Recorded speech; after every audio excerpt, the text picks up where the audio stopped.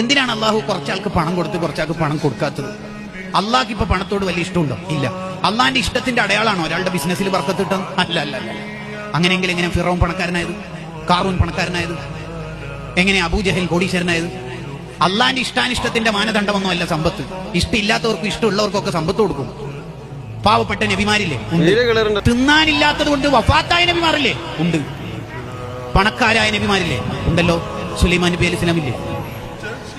കോടീശ്വരന്മാരായ സ്വഹാബത്തില്ലേ? ഉണ്ട്. ദാരിദ്ര്യത്തിന്റെ തീച്ചുളയിൽ ജീവിച്ച സ്വഹാബത്തില്ലേ? ഉണ്ട്. പണം അള്ളാഹുവിന്റെ ഇഷ്ടാനിഷ്ടത്തിന്റെ മാനദണ്ഡം അല്ലേ? അല്ല. പിന്നെന്തിനാ അള്ളാഹു ഇങ്ങനെ സംവിധാനിച്ചത്? പണക്കാരന് പാവപ്പെട്ടവനോട് കമ്മിറ്റ്മെന്റ് ഉണ്ടോ എന്ന് അറിയാനാണ് ചിലരുടെ കയ്യിൽ പണം കൊടുത്ത് ചിലർക്ക് പണം കൊടുക്കാതെ അള്ളാഹു ഇങ്ങനെ നിരീക്ഷിക്കുന്നത്. ലിയബ്ലുവക്കും അയ്യുക്കും അഹ്സനു അമലാ. എങ്ങനെയുണ്ട് നിന്റെ പണം കയ്യിലെത്തുമ്പോൾ നിന്റെ മനസ്സും നിന്റെ ജീവിതവും എന്ന് നോക്കാനാണ്. അതിനാ അള്ളാഹു സംവിധാനിച്ചത്.